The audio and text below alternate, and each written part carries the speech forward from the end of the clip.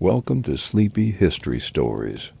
If you enjoy calm, immersive journeys through the past that help you fall asleep or relax, please like this video and subscribe to the channel. Let your mind unwind as we step into history under the open sky. Tonight we are traveling back to ancient China, not to the Forbidden City, not to the imperial courts, but far from the center, to the mountains, the plains, and the northern deserts. We are going to the Great Wall, but not as a tourist, not for a photograph. We are arriving as a soldier, a laborer, a common man. Here the stones are heavy, the winds are sharp, the hours are long, and every day feels endless. The Great Wall is often imagined as a symbol of power and perseverance. But for the men who built it and guarded it, life on the wall was a life of isolation, fatigue, and quiet hardship. Let us begin. The sky is pale and cold as you wake on your wooden cot. You are stationed in a crude watchtower made of stone and packed earth. There are no glass windows, only narrow slits in the wall to let in the light. And the wind. The wind never stops. It whistles across the mountains, carrying with it dust from the Gobi Desert and the sharp sting of ice. Your blanket is thin. Your boots are stiff. You rub your hands together to warm them before the morning duty begins. Outside the tower, the Great Wall stretches in both directions, a vast, endless ribbon of stone and brick and packed earth. It winds over hills, disappears into the horizon, and reappears again miles away. You can see it from your perch, but it feels less like a monument and more like a burden. You and the others assigned here are not elite warriors. Most of you are farmers who are conscripted or peasants working off debts. Some are criminals sentenced to labor, and some are young boys sent here by fathers who had no other choice. The day begins with inspection. A senior officer walks the line. You stand at attention. Your breath clouds in the morning air. If your uniform is torn or your posture poor, punishment is swift.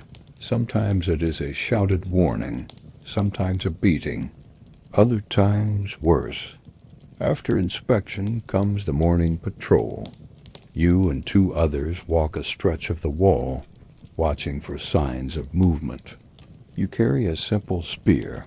Your eyes scan the distance, but there's little to see. Perhaps the silhouette of a bird, perhaps dust rising from a distant herd of goats. The patrol lasts an hour, sometimes two. When you return, your body is colder than before. There is no fire waiting, just dried millet porridge. It is gritty, nearly tasteless, but it is warm.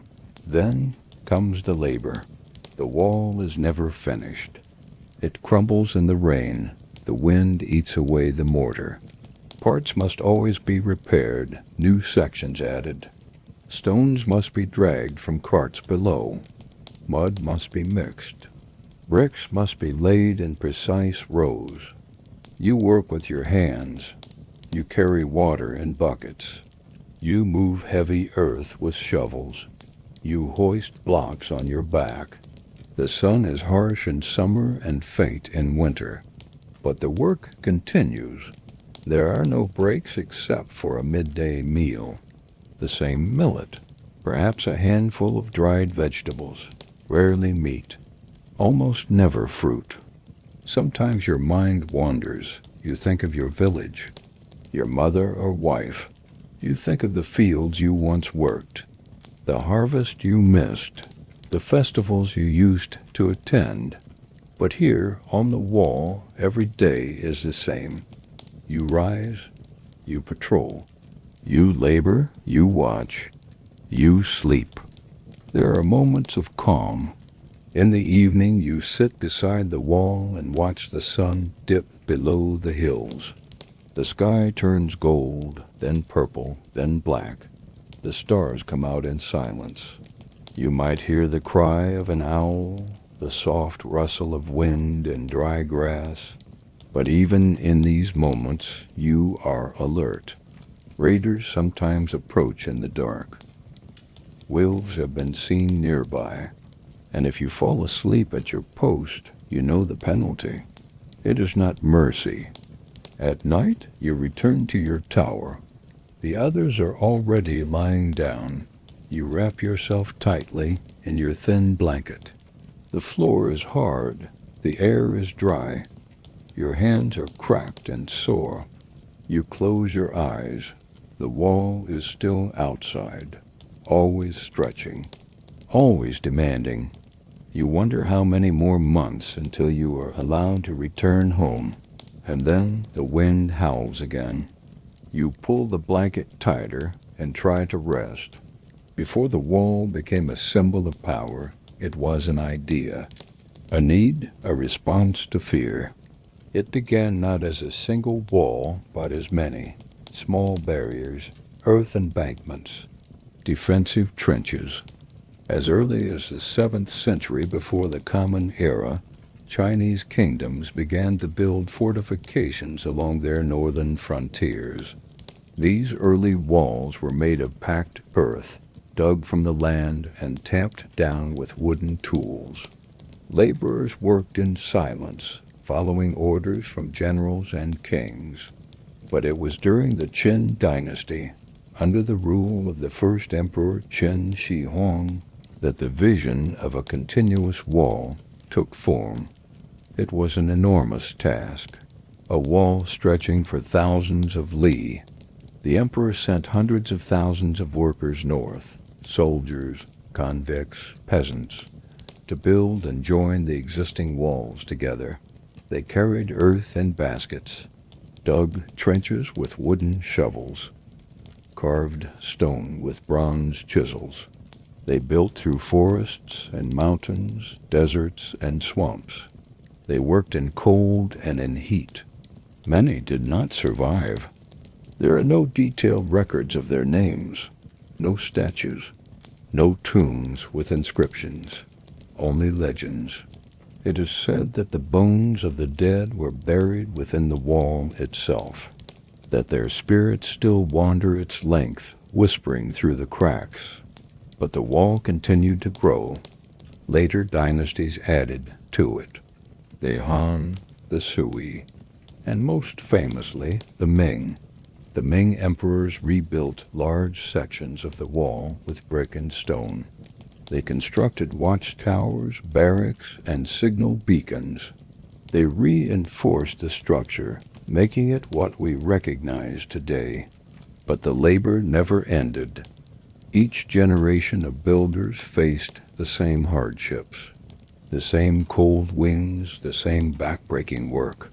They carried lime and gravel, mixed mortar with gloved hands, lifted brick after brick under the eye of harsh overseers. It was said that one brick took a minute to lay, but a lifetime to earn. The wall itself was not just a line of defense. It was a symbol of imperial power, of order imposed on chaos, of civilization holding back the wilderness. But for those who built it, it was a prison without walls. There was no escape, only duty. Some wrote poems scratched into stone. Others carved their names into the bricks, hoping that someone someday would remember them. Tonight, in the calm of distant waves and wind, we do remember, not as kings, not as heroes, but as people, men who worked, watched, and waited, whose lives were spent in shadow, but whose hands left behind a monument seen from the sky. Rest now. We will continue soon. Night fell hard along the great wall, and with it came a silence that was never truly quiet. The wind slipped through the mountain, passes like a whisper, carrying with it the chill of isolation. For the sentinels tasked with guarding the endless stone serpent, there was no real rest. There was only the long, watchful night. A soldier might rise before the sun, rubbing sleep from his eyes in the dim light of a flickering oil lamp. He would dress in thick layers of rough-spun wool and fur, stiff with the salt of dried sweat and dust. His boots, worn from endless pacing, were wrapped with cloth to keep the wind from biting into the seams. Every step he took on the stone wall echoed faintly into the vastness. Guard duty was not a noble post. It was a sentence often handed down to farmers, prisoners, or those who had no other path in society. Most had not volunteered. They were assigned. Some marched hundreds of li from their home villages, never to return. The wall was their new world, a narrow stretch of stone, stretching beyond what the eye could see. Watch shifts could last through the bitter hours of the night, sometimes 12 hours or more. In winter, the wind pierced armor and skin alike. In summer, the sun scorched the stone beneath their feet until it was too hot to touch. And yet the guards walked, pacing the battlements, watching the far horizon for any sign of smoke, dust, or distant figures on horseback. Meals were simple and eaten quickly, often cold by the time they were delivered. Boiled millet, a few slices of dried meat, or a handful of wild greens if the supply carts had made it through. Water was gathered in clay jugs and warmed over embers when possible, though in winter it often froze into a block. When not on patrol, soldiers might huddle in the cramped interior of the watchtower, where the scent of old smoke and damp wool filled the air. The walls were rough stone, offering little comfort. A shared fire pit provided warmth, and occasionally someone would hum a soft tune or recite a poem from memory's small comforts to break the monotony. They could go weeks without seeing another soul besides their own watch unit. Loneliness clung to the wall as tightly as moss in the crevices. Letters from home were rare. Time passed slowly. Each sunrise bled into the next with little distinction. The wind became a constant companion, howling through arrow slits and whispering beneath helmets. Some guards left marks in the stone simple carvings of animals' names or days counted. Others hung charms of wood or paper in crevices, hoping for protection from spirits or misfortune. These talismans danced softly when the breeze passed, their edges worn thin. At night, when the moon rose over the distant hills, the wall shimmered like a spine of silver stretching into the unknown. It was a beautiful, haunting sight, and the sentinel, standing alone, was a speck against that immensity, still, silent, exhausted, watching. Long before sentinels paced its stones, the wall had to be built, and for the countless laborers, peasants, and prisoners who toiled on its skeleton, life was measured not in hours or days, but in bricks, sweat, and aching limbs. Construction began in different eras, most notably under the Qin and Ming dynasties. Each emperor sought to protect China's northern frontier, and each summoned an army of workers to mold the landscape into a barrier. But these were not trained builders. They were farmers conscripted in times of peace, criminals repaying debts to the empire, soldiers pressed into engineering roles. The work was grueling. Laborers woke at first light to the clang of a bronze bell. They would rise from thin straw mats laid out on frozen ground or baked earth, depending on the season. Meals were sparse, often just gruel or steamed sorghum cakes, eaten in silence before being marched to the construction site. The terrain dictated the building materials. In flat plains, rammed earth was layered between wooden frames, pounded solid with heavy tools. In mountainous regions, stone was quarried and carried by hand, basket, or wooden sled. Workers formed human chains to pass bricks, hundreds of them in unending repetition. The wall did not rise in grand gestures. It crawled upward, brick by brick, hour by hour. The sun beat down mercilessly in the summer. In winter, frost-bitten fingers cracked open, and breath turned to mist. Injuries were common. Tools slipped. Stones crushed limbs. The dust from crushed limestone and sand invaded lungs. There was no rest for the weary. Those who collapsed were often dragged to the side, given a sip of water, and left to recover or not. Supervisors barked orders, often with whips or long bamboo sticks. Efficiency was expected. The wall must grow. It must defend. And the cost thousands of nameless lives was acceptable to those far removed from the stone. Some laborers carved their names into bricks before they were set, leaving behind the only trace of their presence. A small act of defiance or perhaps a plea for remembrance. Others whispered prayers as they stacked the next layer, hoping for mercy in the afterlife. At night, camps dotted the base of the construction zones. Fires flickered in clay pits.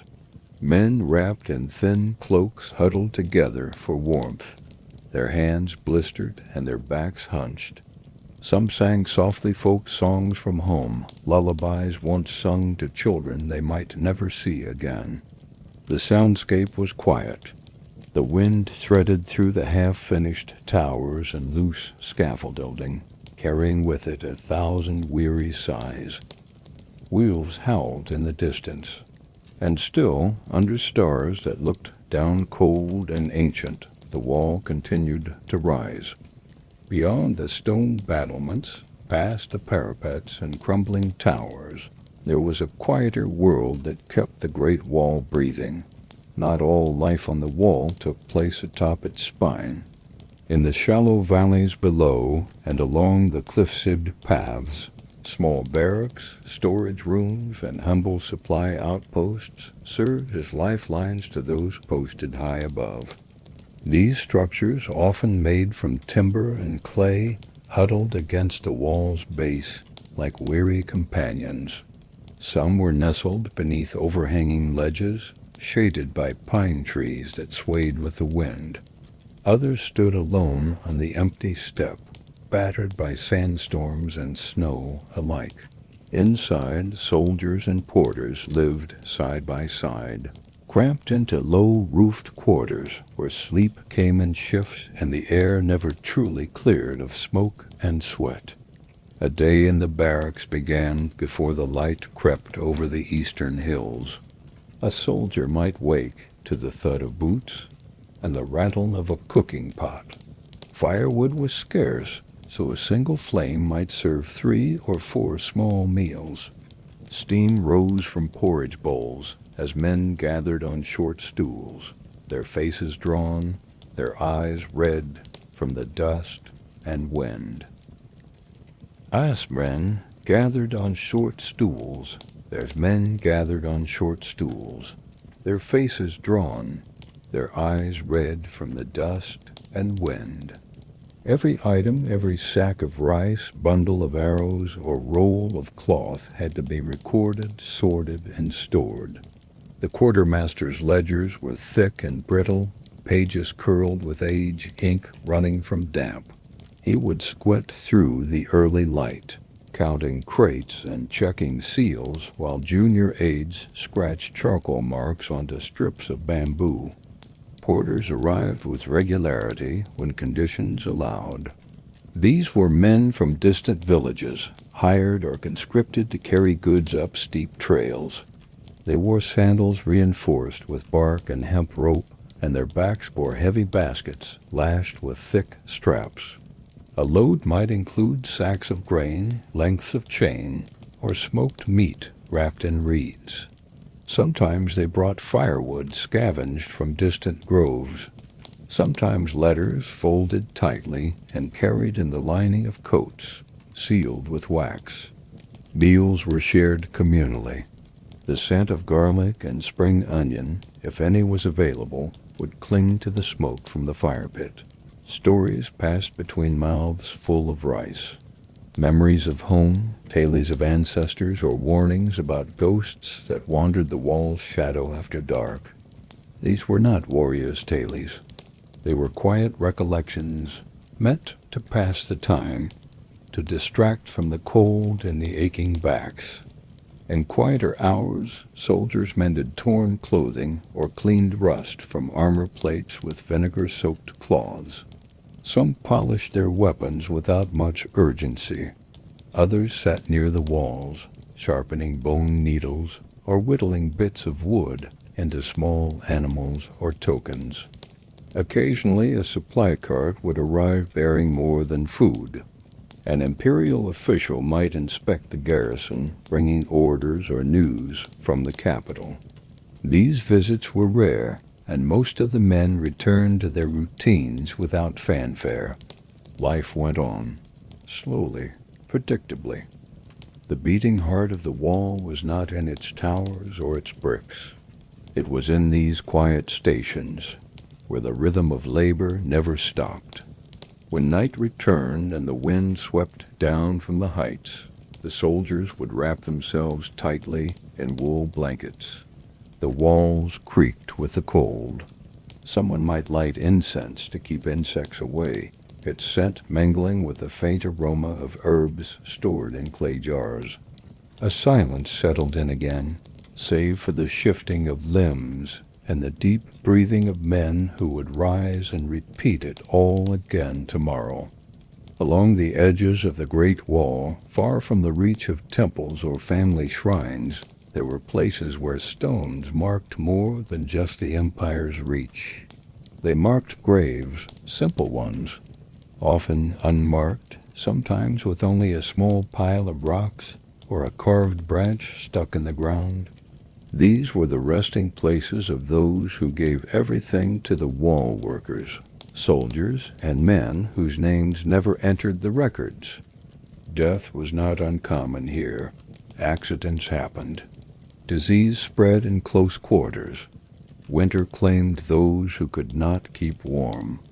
And when a man died, his body could not always be returned home. The distance was too great, the terrain too unforgiving. So they buried the dead beneath the soil nearby, often just beyond the base of the wall or in the shadow of a tower. In some places, stone markers shaped like turtles or crouching lions were used to guard the spirits. In others, there was nothing at all. Burials were quiet affairs. A few comrades would gather, heads bowed. If incense was available, it would be lit and placed gently near the head. A simple prayer was spoken, drawn from a mix of old village traditions and Confucian rites. Sometimes a slip of paper with a name or poem was placed with the body, tucked into cloth or folded into a hand. Ashes were rarely scattered. Most were laid in shallow graves, the earth packed tight to keep scavengers away. Though many feared dying so far from their ancestral homes, there was a strange peace in these quiet corners of the wall. The wind blew steadily, and the same sun that warmed the emperor's court lit these stones each morning. The dead became part of the landscape. The wall itself absorbed their labor and their presence. It was said that the bones of the workers held the structure upright when the mortar failed. Whether true or not, the wall was thick with memory. At night, soldiers spoke softly about spirits, the lonely ones, the ones that wandered when the moon was full and the towers cast long shadows. Some claimed they saw movement beyond the walls when there was no patrol. Others said they heard humming where no man stood. To calm restless spirits, some soldiers tied red threads to tree branches near the graves. Others carved coins with square holes and left them at the base of stones. These offerings were small, but they were meant to show respect, a reminder that even in death no man should be forgotten. And so the wall stretched on, not just a barrier of stone, but a memorial, a long, winding graveyard of the nameless and the weary. Beneath every footstep lay centuries of sacrifice, and every gust of wind carried their stories, whispered to those who still walked above. When travelers picture the Great Wall, they see a vast ribbon of stone unfurling across the mountains. They think of soldiers, battles, flags waving in the wind. But what built the wall was not just imperial vision. It was labor, quiet, endless labor, the kind that shaped every brick, dug every trench, and carried every stone, year after year, decade after decade. The earliest walls were made of tamped earth. Laborers brought baskets of dry soil, mixed with sand, gravel, and water, and tamped them down between wooden frames. The soil was compacted with heavy wooden mallets, layer by layer, until it formed solid ramparts that could stand the winds and storms. The process was slow. Every few inches of wall could take a full day, and the work never ended. Later, bricks and stone became the standard. These were crafted in kilns near the wall or transported from quarries many li away. Workers dug clay from riverbeds, shaped it by hand or with wooden molds, and baked it in long rows of fire pits. The heat was intense. Men worked shirtless, covered in soot. Ash clung to their arms. Their eyes stung from the smoke. But the kilns had to stay hot, sometimes for days at a time. Stone was harder still. Quarrying required teams with iron chisels and rope pulleys. Massive slabs were pried from mountainsides, then chiseled down to size. Some were moved on wooden rollers, others were dragged with chains. The paths they took were narrow, winding, and dangerous. One slip could mean a crushed foot or worse. No machinery, no shortcuts, just hands, sweat, and repetition. Timber was needed too. Logs for scaffolding, planks for ladders and support beams. These were hauled from distant forests, often over rivers or across dry plains. Axemen worked from dawn until the last light faded. The crack of axes echoed through the valleys. Saws wore grooves into the same calloused palms that built towers and watchposts. On the wall itself, laborers moved like ants. A team might spend weeks reinforcing one small section. Others dug drainage ditches to keep rain from weakening the earth beneath the foundation.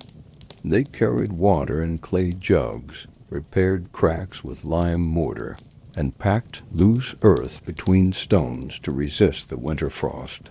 There was no applause for their efforts, no crowds to cheer. Just the occasional grunt of an overseer, or the low murmur of a work song passed from mouth to mouth. These songs helped keep rhythm during heavy lifting. Some were simple chants. Others were soft laments for families far away.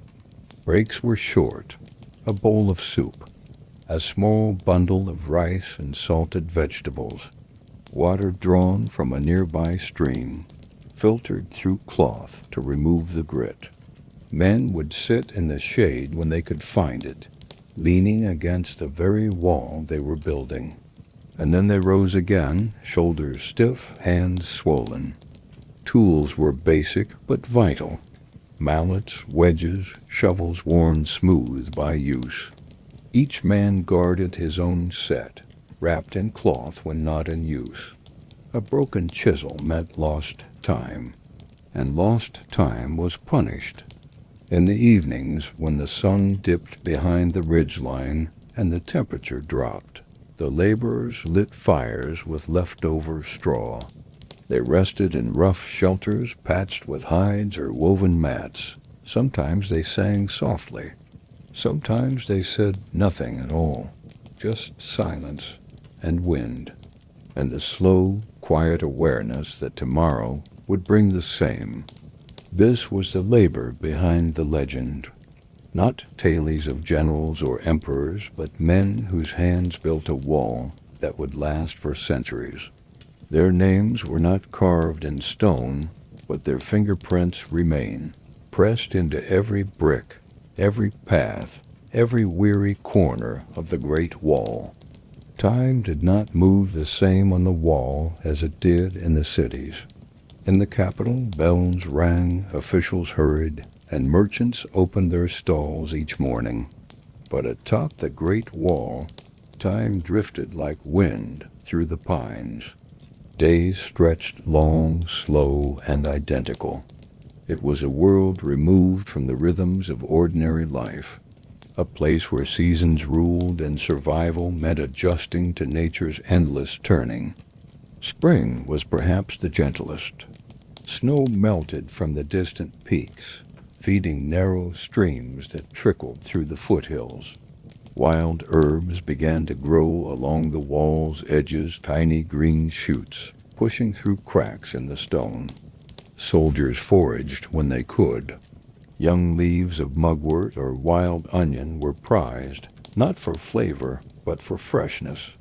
Spring brought storms too, sudden rain that turned dirt paths into deep, sucking mud. Clothes hung to dry would often be soaked again before sundown. Wooden beams swelled from the damp. Mold spread along barrack walls. Yet still it was a time of relief after the freeze of winter. Summer was harsh. The sun beat down on stone, heating it until it burned the soles of sandals. Guards took shifts in the towers, switching places often to avoid heat stroke. Water was rationed carefully, drawn from deep cisterns or carried in from streams below. Flies gathered in the corners of sleeping quarters. Sweat soaked every garment. The nights, though, brought some comfort. Warm breezes, stars above, clear and bright. Men would sleep without blankets, listening to the rustle of leaves and distant animal cries. Autumn was short and sharp. The winds turned colder. Leaves changed from green to red to brown in only a few weeks. Soldiers repaired roofs and filled cracks with straw and mud to keep the cold out. They harvested what little food they could, sometimes a few gourds, sometimes bitter roots. It was the season of preparation. Everyone knew what came next. Winter on the wall was unforgiving. Snow gathered in every crevice. Stone became slick and treacherous. Fires were kept low to preserve wood. Blankets were never thick enough. Even the breath of the men froze in the air. Frostbite was common. Sores and coughing spread quickly through the barracks. The long watch continued, no matter the weather. Soldiers stood with cloaks pulled tight, hands buried in sleeves, eyes scanning a horizon that rarely changed. Time blurred. Was it Tuesday? Was it a new month? It hardly mattered. Days were marked not by dates, but by events. A wolf seen at dawn, a cart stuck in mud, a messenger arriving from far away. Sickness was another quiet companion. It crept in with cold winds and close quarters. Fevers, coughs, aches that would not leave. Some healed slowly. Others disappeared one night, never to return. The survivors rarely spoke of them, not because they did not care, but because words could not change the cold or bring warmth to an empty bedroll. Yet even in the stillness, life found ways to pass the time. Men carved patterns into beams. They brewed weak teas from dried herbs. They wrote poems on scraps of silk or old bark. One soldier kept a pet rat. Another trained a hawk to return to his gloved hand. These small things became anchors. They gave shape to the days, a thread of meaning in the endless gray. And so the wall endured, and those on it endured as well, watching, waiting, living in a world where time moved not by hours or seasons, but by the slow, patient strength of stone and wind. The wind rarely slept. Especially at night, high on the ridges of the wall, it slid through the watchtowers and whistled over the parapets, rattling through crevices and brushing against the faded banners. This was the hour of the night watch. And while most of China lay in rest, the sentries on the Great Wall remained standing, tired, cloaked in wool, blinking into the dark. There was always fear in the dark. The threat of raids was not a myth to them. It was real, and it had names. The Mongol horsemen were swift, intelligent, and ruthless in their approach. While the wall itself often held strong, the terrain it crossed could not be everywhere manned. In many places it relied on sight lines and signal fires to relay warnings. And for that system to work, men had to be there always. Night duty meant one eye on the stars and one on the darkness ahead. The quiet was deceptive. Any rustle of the wind, any movement in the trees, any flicker of distant flame might signal danger. For those assigned to remote towers, especially those far from larger garrisons, isolation was almost more frightening than invasion. They lived with the unease of being forgotten, sent to a far post, left with minimal supplies, and reliant on one another for news, food, and sanity. These guards did not sleep in soft beds. They curled in corners, wrapped in straw-stuffed blankets next to clay braziers that burned too fast. They counted hours by oil lamp and firelight. Meals, when they came, were a rotation of rice, cabbage, and dried meat, and often not enough of any. When the alarm signals came, it was a burst of chaos. Fires were lit, drums were struck, horns blared across valleys, and yet many alerts proved false, echoes in the mountains or misread shadows. Still, they were required to respond fully. Each false alarm drained morale. But each real one, no matter how rare, reminded them why the wall was built and why they could never let down their guard. The Great Wall did more than divide territories. It divided sleep from wakefulness, safety from threat, routine from alarm. And the men who stood on its heights at night, they bore that responsibility in their bones, in their posture, and in their eyes that scanned the night without rest. And as they stood on stone worn smooth by centuries of tired feet, they also stood in a long shadow, a shadow cast not just by mountains or moonlight, but by the weight of duty itself. Today, the Great Wall of China snakes across the country like a scar of ancient labor. Seen from satellites, admired by tourists, and studied by scholars, it has become a symbol of endurance, of defense, of empire. But for those who built it and lived along it, the wall was not a symbol. It was a burden, a boundary, and a backbreaking reality. The wall as it stands today is not one continuous structure, but a series of walls, built in overlapping waves by dynasties ranging from the Qin to the Ming. Each section bears the marks of its time, from the tightly packed stone of the later eras to the tamped earth of earlier days. And through each iteration, there were laborers, tens of thousands, maybe hundreds of thousands, farmers drafted in times of peace, prisoners sent in place of punishment, soldiers pressed into service. Some came with families. Many never returned. The wall swallowed lives as much as it protected borders, The steep cliffs in cold winters claimed the weak. Rockfalls, illness, exhaustion all played their part. And while their names are mostly lost to time, the hands that placed those stones did not vanish without leaving a mark. Their sweat hardened in the mortar. Their footsteps echo in the paths that still stretch over the hills. But it was not all misery. Communities formed. Markets cropped up near garrisons. Children were born and grew up knowing the wall as home. Travelers brought stories, spices, and news from the empire beyond.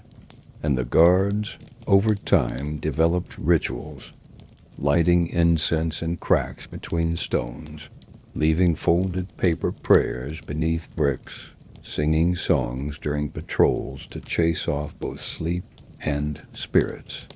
To walk the wall today is to walk the edge of history, a place where wind carries ancient voices and where silence speaks louder than the greatest monuments. It is a place shaped not only by emperors and generals, but by cooks and carpenters, by weavers and woodcutters, and by the thousands of ordinary people who carried a piece of China's burden on their shoulders.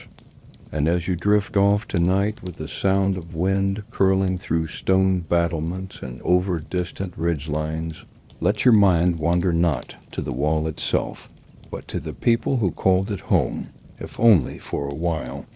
Their stories linger in the dust, in the bricks, and in the quiet places between the mountains. And now they rest,